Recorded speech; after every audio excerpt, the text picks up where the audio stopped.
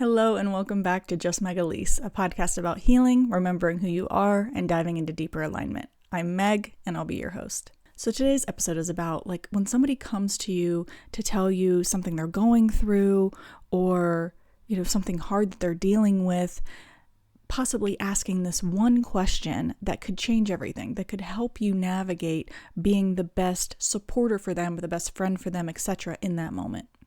So the question is, right now, do you want to be helped, hugged, or heard? When somebody's coming to you, whether it's a partner, a friend, a parent, a child, whatever, and maybe they're, venting about something that happened in their day, or telling you something that happened that upset them, or explaining a past situation that upset them, or talking about a past trauma, whatever it is, sometimes our first inclination is to go into fix it or fear. And I've talked about this before. And that can be super unhelpful for somebody who's just trying to talk about what's happening, because a lot of times they're not looking for advice. They're not looking for you to help fix their problems in that moment. They just want a listening ear, or they just want compassion and empathy, and for somebody to say, I'm so sorry that you're going through that. Please tell me more. Just a space that's open for listening. So not every problem needs fixing. Not every pain wants advice. And sometimes what's healing the most is if we're asking the right questions. When somebody starts to tell us something like this, saying to them, listen, are you seeking advice, or do you just want me to listen? And another way to word that is, do you want to be helped in this moment? Do you want to be hugged, or do you want to be just heard? And for me to sit here and listen and be and hold space for you.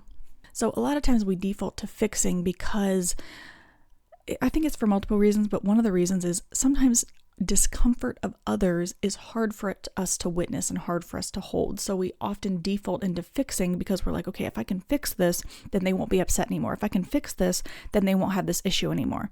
I think sometimes as well, we almost go into fix-it mode because we think, okay, I've been through a situation just like that and I know what helped me, so I'm going to share it with them, thinking that it might help them. But a lot of times that's not what they want. That's not what they need. Oftentimes for me specifically, when I'm going to somebody and I'm just complaining, I've run through all of the things that I could possibly do to fix the thing. And now I just want somebody to listen.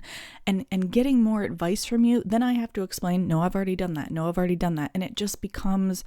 it's more emotional overwhelm on top of what I'm already talking about, And so that's why sometimes fixing is often unhelpful.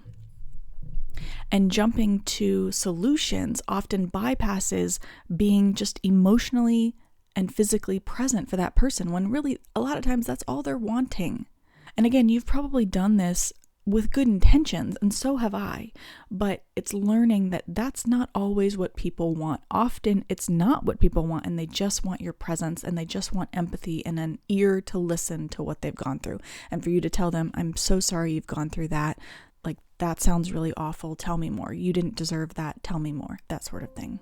The next time somebody brings you their pain, like I said, you can ask them, do you want to be helped, hugged, or heard? So helped would be, do you want my input or do you want solutions? Hugged would be, do you need comfort or presence right now? And heard would be, do you just want to talk while I listen?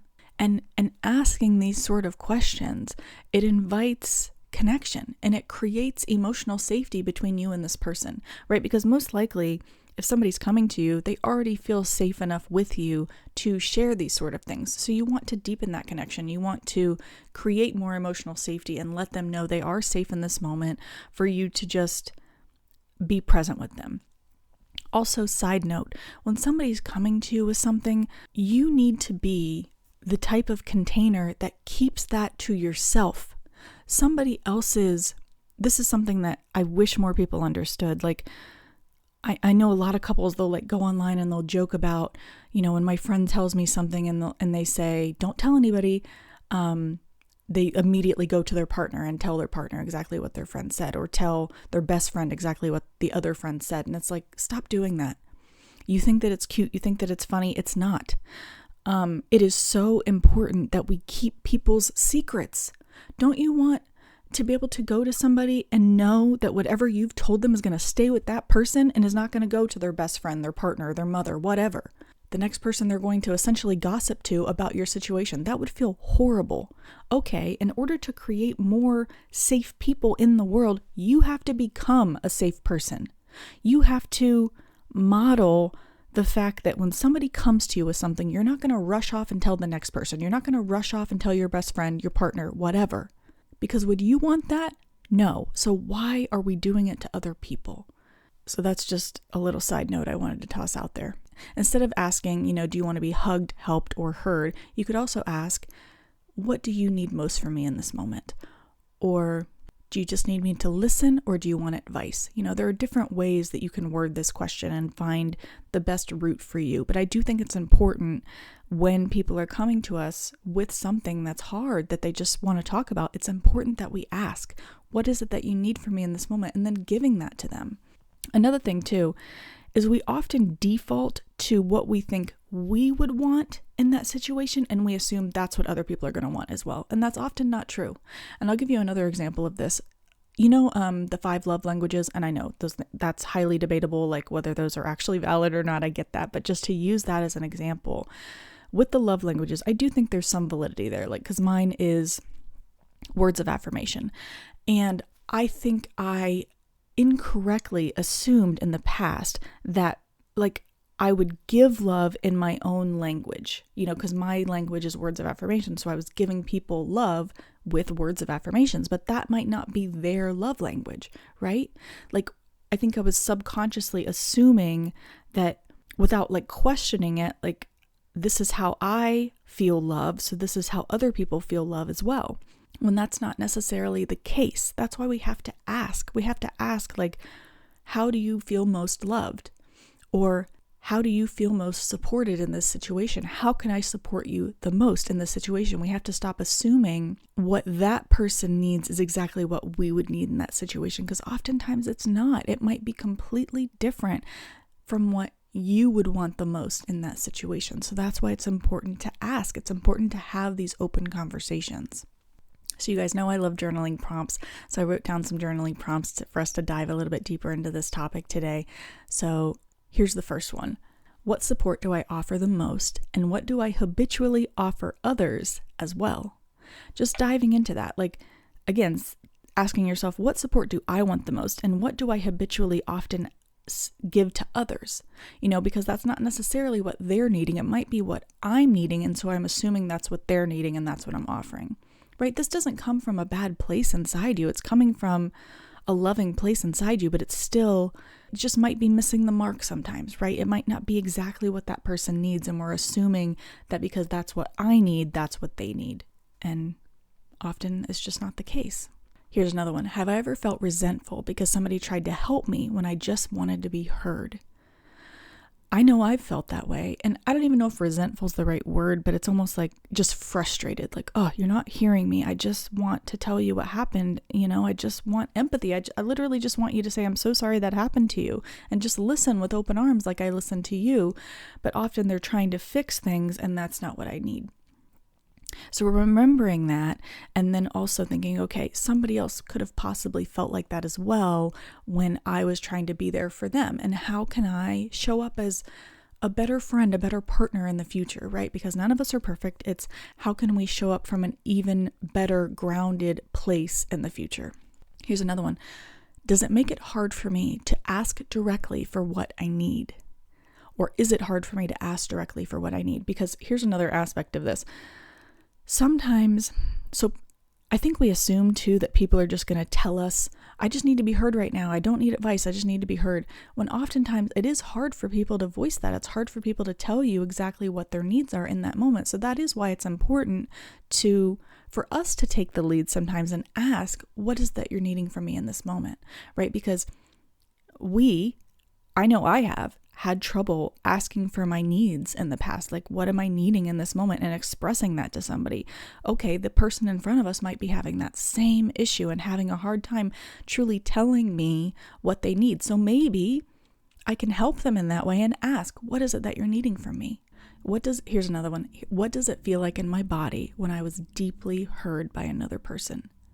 Feels good, right? Think back to a time where a friend truly listened, a family member truly listened, or a therapist, whoever it was, that they were deeply listening to you and just holding space for you. What did that feel like? It probably felt comforting and like you were finally being heard, and just like you were in a safe space, right? And we want to try and create that more for other people as well. And I try and do my best to create spaces like that when my friends are talking to me and truly listening and then giving feedback after they're done talking. I was not always perfect at this. I am still learning to be better at this. But yeah, it's remembering what it felt like when other people held space for me and how great that felt, and then trying to also be that for your own friends, your own family, your own partner, your children, etc.